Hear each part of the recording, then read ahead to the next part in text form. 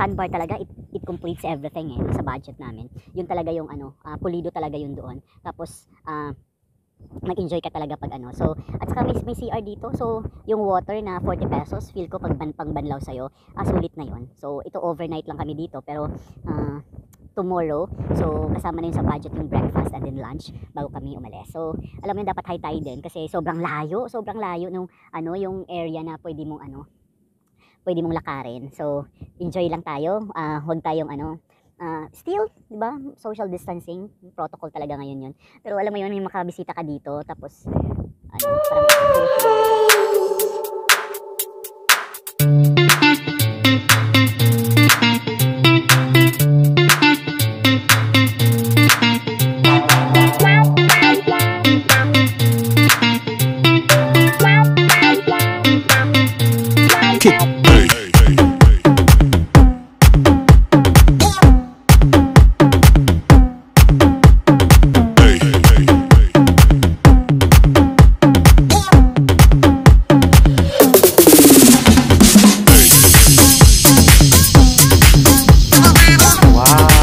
So ito yung ano namin today, dinner. Pak! Oh, danggit! Yan. Pailaw nga, Ma'am Luz. Wow! Ang danggit. At saka yung super big na fish, oh. Yan, oh. Super big na fish. Tapos, meron pa tayong, this one is the rice. Wow, perfect! Yan. And I love the soup. Oh my god. So, day 2 na tayo. Good morning! So, this our second day here sa Talawag, Quezon, sa Pulong Pasig. So, dito kami sa loob ng tent. Sobrang presko. Tapos, ang luwag pa ng tent. Imagine nyo, 13 lang kami. Pero yung available na tent nila is almost 10 or more than 10. Kaya tagi-isa kami pwede. So, ang galing ng organizer. Tapos, sobrang laki pa. So, dalawa lang kami dito. Good for alam ko 4 to 5 yung tent. 4 to 5 person yung sa loob. So, dalawa lang kami. So, alam mo, sulit na sulit. Tapos, bisitahin natin yung ibang tent. Let's go. Tignan mo yung tent namin. Super laki. You know? So, bisitahin natin. Labas na tayo. Wow! Oh, diba? Galing. Hindi ba tent to? So, yung iba, ibig sabihin, hindi na pinapatayo. Ano yung boses? So, kasi, bago kami natulog, muna kami. Umano ng soda. So, alam mo yun, sobrang lamig. So, ito yun, oh, di ba? Ang ganda, oh. Kagabi di ko siya na videohan kasi, madilim na. Yung sineset up yung tent, madilim na. So, nandito po yung boss namin, oh, sa kabilang tent. So, yun. Yung iyon, dala nila, yung tent. Pero, kasi akala namin walang ng tent. So, dito sobrang dami. So, yan. Yun, bagong gising tayo. So, yung iba nagko-coffee na. And then, yun. Sobrang fresh na. Sobrang aga pa, paano na yung araw. So, pwede ka nang maligo. Pag gusto mo talaga. So, yun. Nandun yung iba. Oh, ganda. Oh. Wow. Good morning, Wow. Tapos dito, natulog pa yata sila. So, wag tayo masyadong mag-ingay. Dito yung mga dalaginding sa loob. Yan, dyan sila. Oh, diba? Ang cute. Yung tent namin, yung bukas, Diba, ang laki? Dalawa lang kami doon. So, napakabait. Tapos yun. Pwede na tayong maligo. Ligo time na! Andito na sila. Mga gutom, pero kagabi ang dami kinakain. So, grabe, sumakit yung lalamunan ko dun sa hindi, sa soft drinks. Sobrang lamig ka dyan. Hello, morning, So, yan. May pailaw pa kami, oh. Grabe yung ilaw. Yan. Aga-aga. Pero may kami, may budget for the breakfast. Tapos yan, pailaw namin. So, ibig sabihin kagabi, walang natulog na dito sa namin. Kasi, paano pag natulog ka, may mga butas-butas dong sahig. So, malamig sana. Pero of course, parang feel ko kasi may gagapang. So, mas okay talaga pag nasa tent ka. Mas masaya pag nasa tent. So, yun. Oh, diba? Ganda ng pagising mo, bungad agad. Kala mo talaga natutulog Pag nandito kayo, dapat hindi na kayo natutulog. Dapat, alam mo yun? Dapat, tawag niya, dapat enjoy nyo na lang talaga yung Tapos yun sa area na to, yan Yan, diba? Ito yung Pulo Island, right? So, yan. So, this is it. Yay! Ito na muna kami sa gilid ng dagat. So, yan. Kasi ikutin daw namin yung yung isla today. Kasi while waiting for the food, so dapat makaikot na kami. So sobrang aga, kasi nga alam mo yun, pausbong pa lang yung araw. So yun, ikutin natin, tingnan mo, oo, ang haba din, oo, yan. Lakad-lakad muna, kasi nga maaga pa.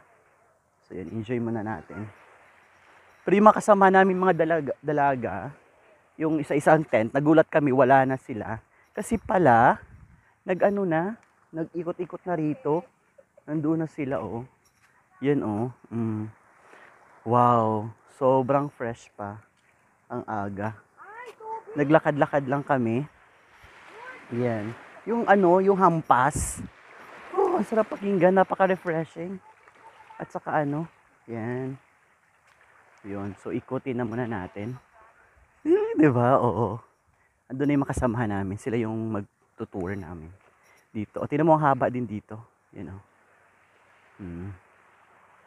Day 2.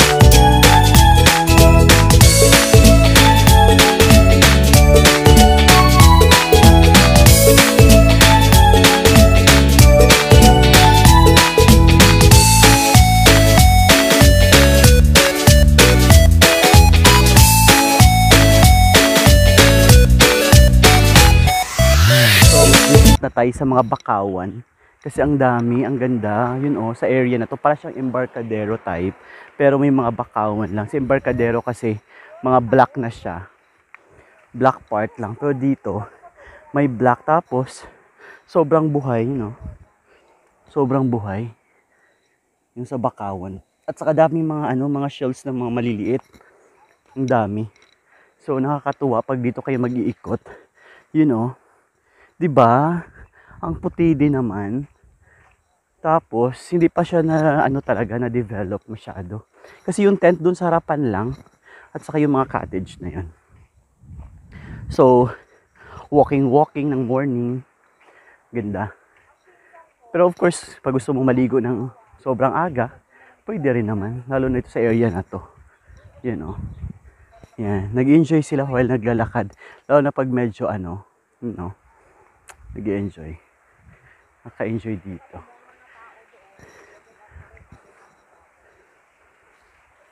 So, nakakatuwa. Malinaw, yung tubig. Sobrang linaw. Kasi nga walang tao nakatira. Kaya sobrang linaw. Pag ma-develop to, tingnan mo. May laban. Ganda. Walk tayo. Dito tayo dadaan sa color, dito sa may gitna na tayo. Yan. Ang haba. Wow. Wait. Sobrang haba din. Doon sa area, oo. Ibang side din to kasi kanina doon pa yon. So, iikot na nga natin. Yan. Ang sarap ng ano? Ang sarap ng tunog. Ng ano? Tunog ng, ano to? Hala, ang daming ganito nakakain. Nandito pala lahat. Yung pinupulot natin kanina. Sobra. Yun oh. Sobrang dami. Mga buhay pala siya dito. Yung pinupulot kahapon. Doon, yun oh, ang dami. Ang dami, yun oh, mga maliliit yung iba. Yun diba, ito yun, yun oh. Yun oh, o yan oh. Mga buhay. Lahat. Hindi ko alam kung yan yung pinapa. Yun oh, ang dami. Ang liliit naman, kawawa. Yun. Lalaki pa yan. Ang dami, sobra oh. Ito oh, ang dami oh. Ang dami no. Hindi, kasi hindi naman tayo dito. Parang pili ko hindi nila kinukuha yata. Sawa na sila. Kasi ang liliit nga. Oo nga. Hindi nila Sinusupsop yan pero sa bagay pag nandito ka kasi nakatira no. Ay parang may litob oh. Ano to? Buhay pa ba to? Ano ko? Yan. Buhay to? Parang buhay. Ay hindi. Ay hindi. Akala ko buhay oh kasi ang laki yun oh. Yan oh. Parang buhay yun oh. Kasi naka-close pa. Clamshell. Ay. Right. Oo, nakakatuwa. Ang dami mo makikita dito. Ang ganda ng bato, ng black. Ng formation, oh. At saka hindi siya madulas. Yung bato, kaya maganda. Yun, oh. Ang galing. Diba, ang galing. O, labas na tayo kasi nga ganito. O, dito na. So, walo lahat na. O, alis na kami. O, dito na. O. Yan. O, bye-bye na kayo. Alis na tayo. Yan. Okay. Bye-bye. O, sila yung mga pretty talaga nandito sa kabila. Nag-rent din sila ng 1,200 na cottage. So, alam mo yun, nagsarili talaga sila kasi gusto talaga nila mag-enjoy and then mag-banding talaga sila. So, yan. Yan yung kanilang area at sa amin naman doon na area. Yon. Yon na area. Tapos yung mga tent, nandito kami sa tent kasi may mga nangangagat doon sa ganito. Oo, pag may mga lamok, ganyan. Pero pag sa tent ka, walang ganun. So, yung ganyan. So, ganyan tingnan mo, oo, yan. Ay, hala, ang dami nga. Totoo, lumipat kayo dito sa tent? Oo, kasi nga wala palang tao doon sa tent namin. Kasi nga nag-ano kami, ay, doon sa ano na yon, sa payag-payag na yun, payag-payag mong tawag sa amin ng ganyan. Dito daw, cottage. Cottage, akala mo aircon. So, yan. Tapos yun, ito, remembrance, yan. Okay, so nandun nandun yung mga natin, bankero kasi nag-antay na din sila para go na tayo. So time to go na tayo. So paalis na kami dito sa sa Calauag sa Calauag, Quezon. So alam niyo yun, dapat enjoy lang natin kasi pauwi na tayo and then later magsuot na tayo ng life vest natin. So as of now, bye-bye muna. Ito pa yung isla. Right, yan, ganyan. Yan. Ganyan. So, paano kayo pupunta dito sa Calauag, Quezon? So, una, dapat meron kayong contact person for the van. Dapat medyo komportable kayo sa sinasakyan mo from Manila to Calauag Port. Kasi umalis kami doon around 9:30. So doon sa 9:30 na yon, dumating kami sa Calauag Port around 12:30 in the morning or roughly mga 12:30 kasi ang bilis ang patakbo ng van namin. Sobrang safe kasi din. Yung kakilala na din namin. So pwede kong ilagay yung dito, yung link para sa kanya kasi sobrang bait ni Sir Moises at saka sa misis niya for the van. Yung van na yun, yung mataas, yung pwede kang nakatayo doon sa loob. So 13 kami doon sa loob. So nakaka-enjoy talaga. And then after that one, may kasama na din kaming tour guide kasi yung van na yun ay parang package na siya for the tour guide. So kasama na din si Sir para mag-prepare ng lahat ng gamit. Nandun na yung mga kaldero, mga ganon. So alam mo yun, mga tent naka-prepared na. Then from Calauag Port, nagstay muna kami kasi may view din doon sa Calauag Port na maganda, yung may letter C doon. Maganda, tapos pwede kayong mamili na doon ng mga fresh fish kasi medyo mura lang doon sa port na yon. Tapos ang bangka is around 6 pa siya aalis. So medyo matagal kami. Ang ginawa namin, umikot muna kami sa port ng Calauag. So kumain muna kami ng pansit doon kasi may masarap na pansit doon. So kumain muna kami. So around 5 o'clock, medyo tumaas na yung tubig. So it's time for us na mag-travel na. So nag-travel kami from Calauag Port to island na. Yung island ng barangay Pangahoy yata yun. Yes, yun yata yung barangay. Anong barangay ngayon, Nak? Barangay, ano yung pinuntahan natin? Pangahoy? Pangahoy? Yun, sa barangay Pangahoy. So, yun yung first stop over namin doon sa barangay Pangahoy. Tapos, doon sa barangay Pangahoy na yun, may kausap ka na din for the food para hindi na kayo pag magutom kayo doon sa loob ay sa sandbar, at least mayroon na nag-prepare ng food sa inyo. So nakuha naming food yun is roughly parang 2,500 lang yata yun. Good for good for dinner, breakfast, and then lunch. Kasi